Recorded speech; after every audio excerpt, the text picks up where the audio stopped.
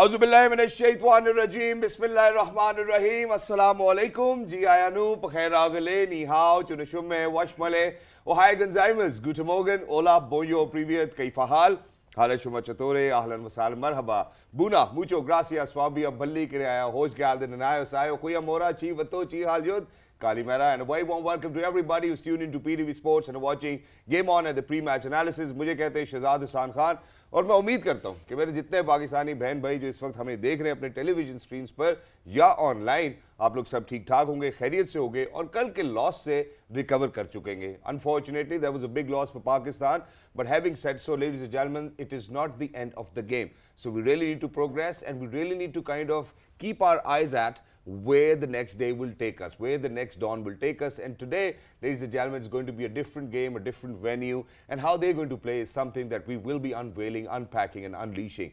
But I'm not all by myself, certainly. So I'm very lucky that I've been joined by a wonderful co-host who happens to be Ms. Roha Nadeem. Hello Roha, assalamu alaikum, happy Sunday. How are you feeling today? Walaikum assalam. Good morning Shahzad and good morning to everybody who's joining us now on Game On है. Sunday definitely है Shahzad. I think जो लोग देख रहे हैं आपने बिल्कुल ठीक रिमाइंडर उनको दिया कि आई होप कि थोड़ी बहुत रिकवरी हो गई होगी. बट एज शहजाद सेड कि ये अभी start off the world cup है, अभी और मौके आएंगे पाकिस्तान के पास to bounce back from that defeat. आज जिस टीम की हम बात करने वाले हैं, जो इंग्लैंड की टीम है, उन्होंने भी अपना आगाज़ जो है वर्ल्ड कप का कोई उनका आइडियल नहीं हुआ था. जो गेम प्लान था उनके पहले मैच में अगेंस्ट न्यूजीलैंड नहीं चल सका था. But then they made some changes, they regrouped, they bounced back. और I think World Cup की यही beauty है कि each team gets 9 matches और आप एक दूसरे को खेल के you make those changes and you sort of bounce back. I think we're all looking forward to when Pakistan will do that, but all fingers crossed for today's game. Shahzad, what's in store for us? Roha, obviously, अभी इसके इम्तिहान और भी हैं, तो I think it's the best time that we kind of take a good look at what's going to happen today. So, ladies and gentlemen, today we will be witnessing a contest in between England versus Afghanistan. Not the very amazing upset, not the very amazing start that England got for themselves, but unfortunately, Afghanistan has not been able to emerge as victorious in any of the contests that they've been a part of previously. मैं ज़रा अपने मौजूद मेहमानान का तारुफ कराना चाहता हूँ, उसके बाद मजीद उनसे ज़रूर गुफ्तगू करेंगे. सबसे पहले ख़वातीनो आज़ाद, हमारी खुशनसीबी है कि हमारे साथ एक ऐसी शख्सियत मौजूद है. जब हम टॉस की बात करते हैं, पिच की बात करते हैं, तो नॉट जस्ट जो हमें विजुअली नज़र आ रहा होता है, उसके बैकग्राउंड और फोरग्राउंड दोनों के इंसिडेंसेस सुनने को मिलते हैं, एक्सपीरियंसेस सुनने को मिलते हैं. Happens to be former test cricketer himself in the recent times, one of the most amazing broadcasters and commentators that we have witnessed. He is mister Bazid Khan. अस्सलाम वालेकुम बाजिद भाई, हाउ आर यू? वालेकुम सलाम, अल्लाह का शुक्र. Thank you so much for joining us. Roha, आप कैसी हैं? All good. लिफ्ट नहीं कराता. Thank you so much Bajid भाई for being with us. Lovely to have you. आपके होते हुए मेरे खानदान में कुछ ऐसे लोग हैं, मैं उनको बिल्कुल मिस नहीं करता हूँ. Thank you so much. And alongside him, Wajid भाई के साथ हमारे साथ एक ऐसी शख्सियत मौजूद है. जब हम लेफ्ट आर्म क्विक्स की बात करते हैं, तो आई थिंक सर्टनली इस वर्ल्ड कप में भी हमने उनकी इंपॉर्टेंस जरूर देखी है, बट अनफॉर्चुनेटली अगर वो डिलीवर ना कर पाए, so that's something where the team will face difficulty. लेकिन इनके कांधों के ऊपर जब भी ये भारी जिम्मेदारी आई है, इन्होंने खुश असलूबी के साथ उसको निभाया. Wow, that's good Urdu. वो ख़वातीनो आज़ाद हमारे साथ मौजूद है. मिस्टर वहाब रियाज. अस्सलाम वालेकुम वहाब भाई, हाउ आर यू? वालेकुम सलाम, आप कैसे हैं? ठीक ठाक, अल्लाह का शुक्र, अल्हम्दुलिल्लाह. Thank you so much for joining us. Wonderful to have you over here. उन्हीं के साथ ख़वातीनो आज़ाद हमसाये में मौजूद है एक ऐसी शख्सियत जो कि परफेक्शनिस्ट भी हैं. लोग उनको, उनकी वालिदा उनको प्यार से चंदा भी कहती थी, but he has got a lot more to his credentials. He is the former skipper for Pakistan.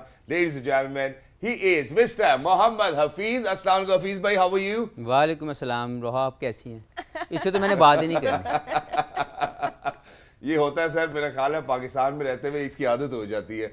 But alongside Mohammad Hafeez, ख़वातीनो आज़ाद, हमारे साथ एक ऐसी शख्सियत मौजूद है जो मैं एक्सपेक्ट करूंगा कि मेरे से ज़रूर बात करेंगे. ये मेरे उस्ताद भी हैं. He is an inspirational story in terms, जब हम बात करते हैं एनालिसिस की, डाटा की, स्टैटिस्टिक्स की. He is figured out a way where जहाँ पे मेरा ख्याल है under one umbrella, he provides us with all sorts of solutions, may it be technological, may it be all around cricket, because his life has always been dedicated towards cricket and then its analysis. ख़वातीनो आज़ाद, साबिक़ कप्तान Pakistan cricket team, wicket keeper बैठा है, ये है mister Rashid लतीफ़. अस्सलाम वालेकुम राशिद भाई, कैसे हैं आप? वालेकुम सलाम. शहजाद, आप कैसे हैं? मैं सर बिल्कुल ठीक ठाक हूँ.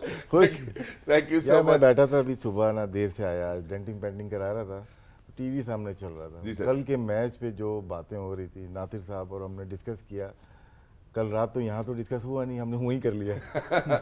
सर अच्छा है, चूंकि अभी आपने ये बात कर दी तो हम शायद इसको स्लाइटली जरूर टच कर सकते हैं। इतनी लग्जरी शायद हमें हमारे प्रोड्यूसर्स रोहा जरूर देंगे। तो जो बात यहाँ पे करने वाली वो ये है कि जो हमारे टीम तो मैं नहीं कहूँगा, लेकिन जब हम हेड कोच की बात करते हैं तो मुझे लगता है कि जो स्टेटमेंट्स हमें सुनने को मिल रही हैं वो स्टेटमेंट्स बहुत अच्छी नहीं है। जो ओवरऑल दुनिया का बयानिया सामने आ रहा है वो ये सामने आ रहा है, जैसे हफीज़ भाई आपने कल कहा कि रिजवान ने और बाबर ने बहुत अच्छी बैटिंग की, इसमें कोई डाउट नहीं है कि वही दो खिलाड़ी थे, लेकिन दुनिया उसको ऐसे एनालाइज कर रही है कि उनकी बैटिंग थोड़ी टिमिड रही।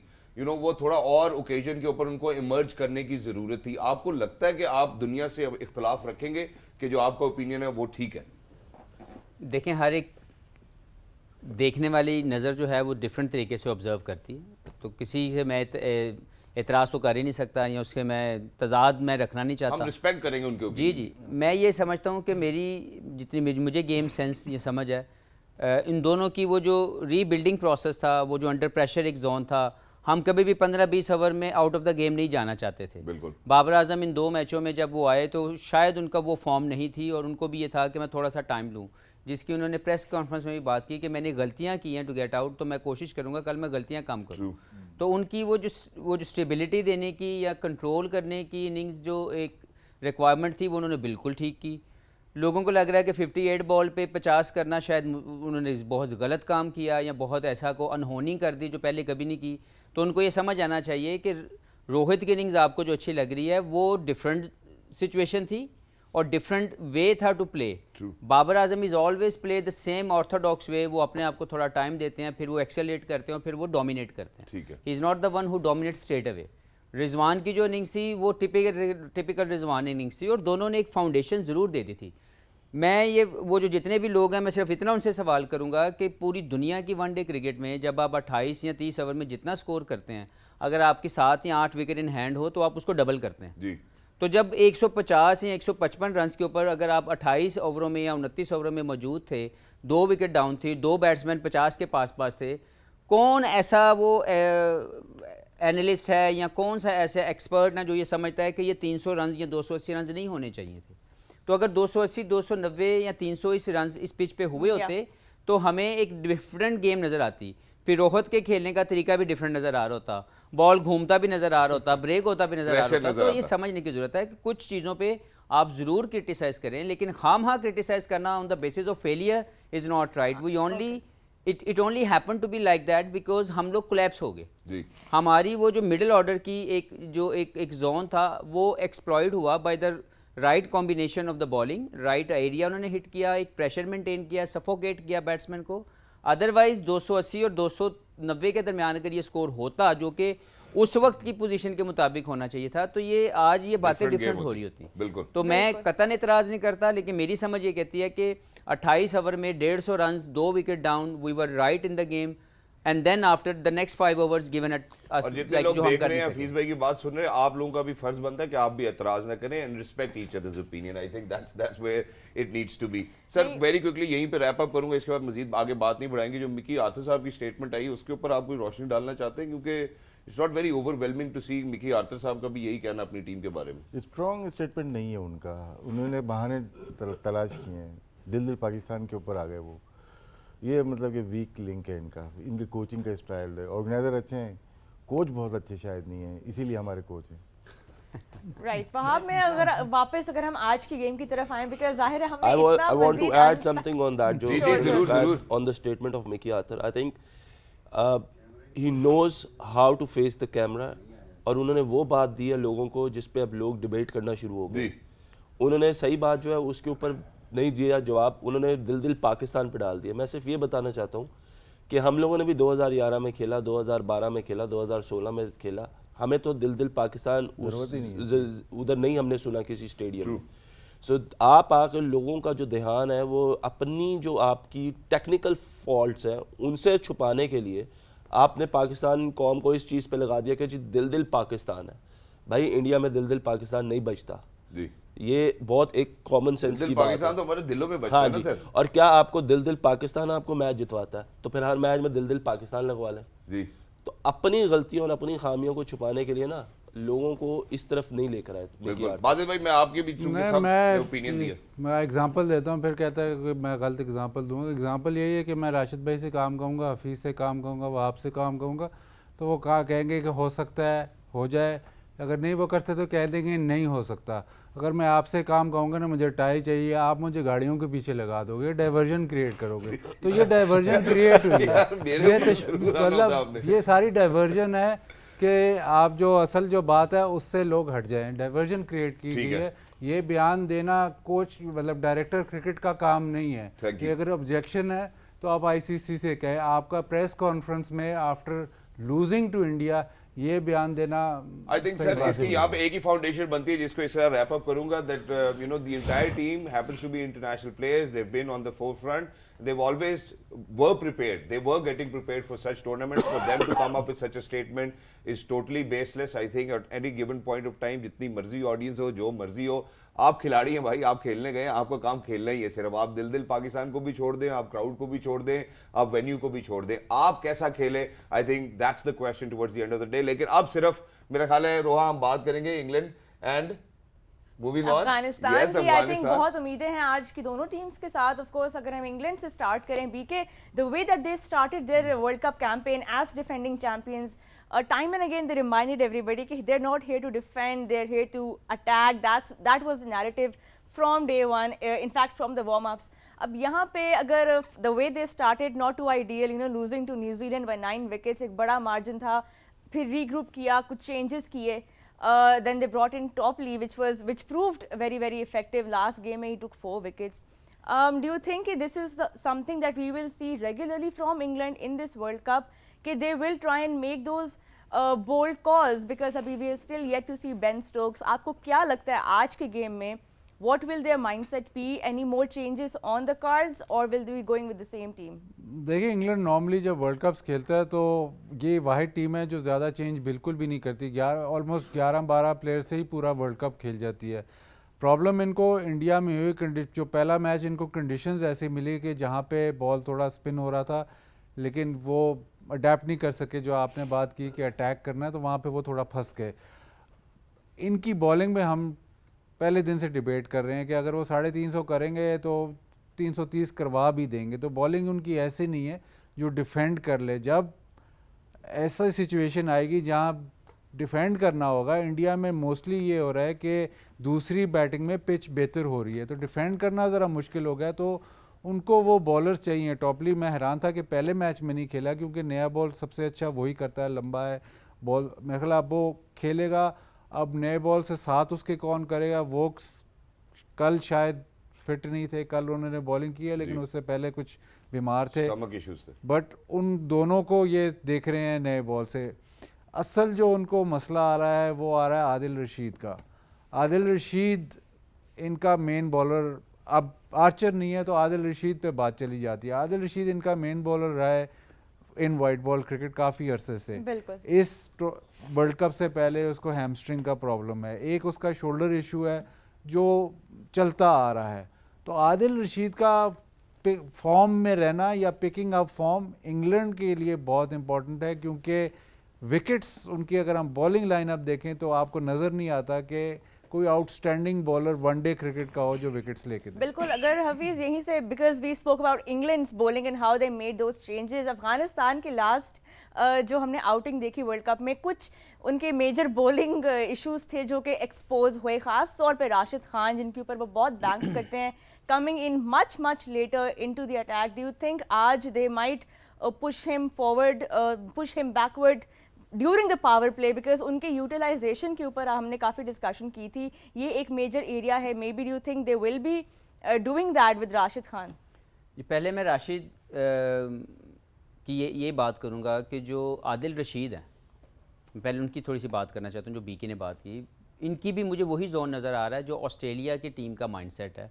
वो अकेले जैम्पा के साथ वर्ल्ड कप जीतने के लिए आ गए हैं और ये अकेले आदिल रशीद के साथ जीतने आ गए हैं। और अगर इन दोनों की फॉर्म अपनी अपनी टीम के लिए अच्छी नहीं रहेगी तो इनके पास दूसरी ऑप्शन नहीं है। इंग्लैंड के पास थोड़ी सी ऑप्शन मोइन अली की मौजूद है, लेकिन हमने देखा पिछले मैच में उनको निकाल दिया गया, यानी उनको रिप्लेस किया गया विद टॉपली या समवन एल्स। अभी देखना ये है कि जो आप राशिद खान की बात कर रहे हैं, राशिद खान और मुजीब दो एक प्रोडक्ट हैं T20 की, जिन्होंने T20 में डोमिनेट किया हुआ है, पूरी दुनिया की लीग्स खेलते हैं और इंटरनेशनल लेवल पे भी बहुत इम्पैक्टफुल हैं। यस, ODI क्रिकेट में इन दोनों का इम्पैक्ट आधा है और इनकी दोनों की contribution to win the game against top opposition is none. One day cricket में, वनडे क्रिकेट में T20 में ये बहुत शानदार बॉलर है, क्योंकि बैट्समैन मैं कहता हूँ कि T20 की परफॉर्मेंस को जब आप वनडे के साथ उसमें मर्ज कर देते हैं तो वहाँ पे कंफ्यूजन क्रिएट होती है। Is it because the batter gets more time to accumulate जी हिमसेल्फ? जी, यही मैं कहना चाह रहा हूँ कि जब जो T20 है उसमें बैट्समैन आपके पीछे जाता है टू गेट मोर रन्स।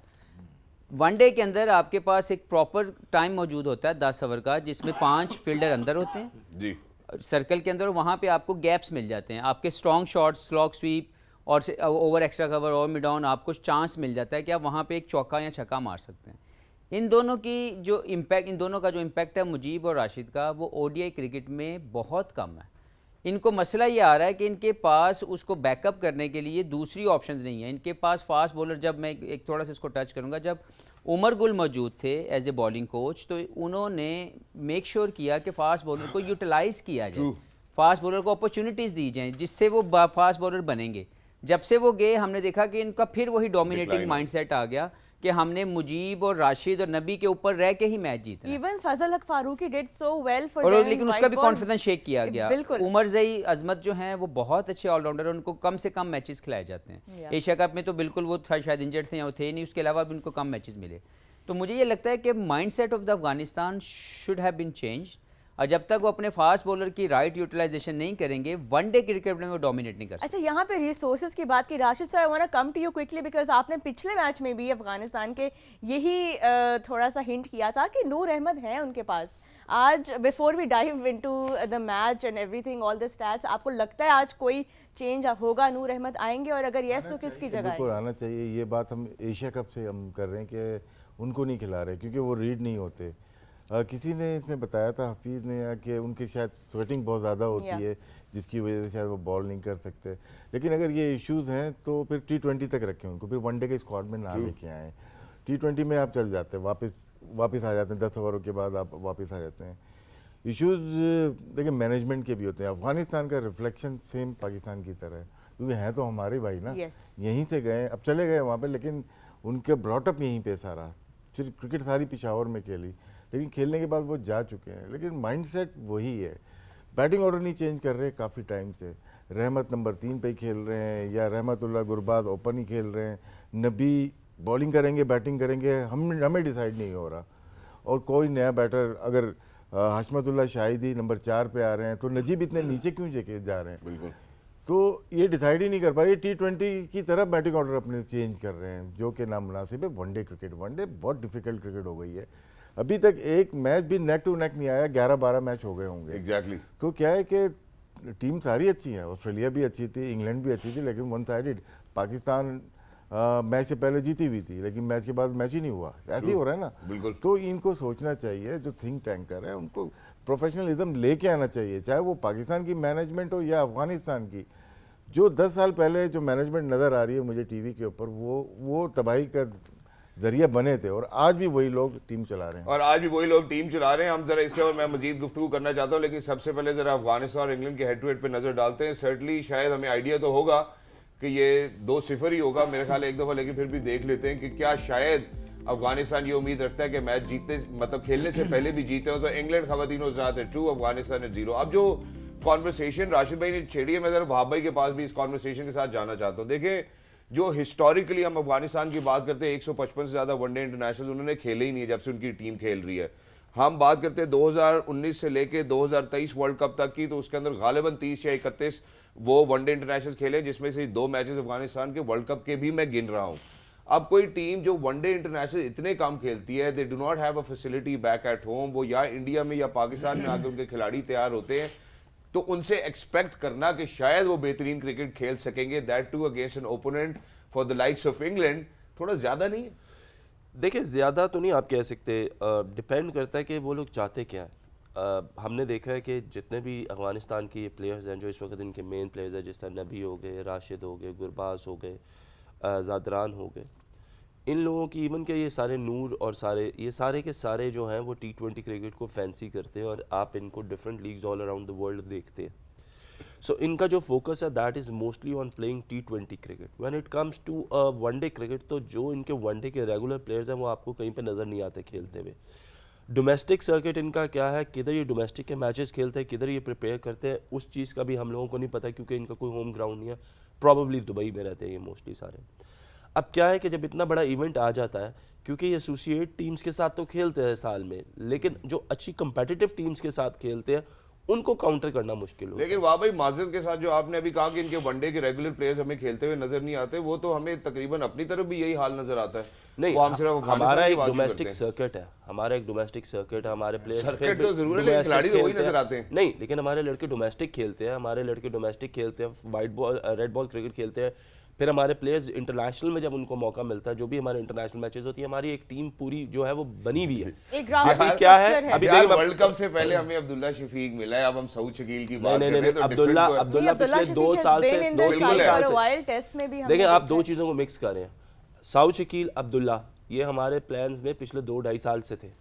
मौका किसको मिल रहा, खिलाना ना खिलाना बात की बात है, लेकिन they were travelling with the team. Abdullah को 2.5 साल हो गए टीम के साथ ट्रैवल करते हुए।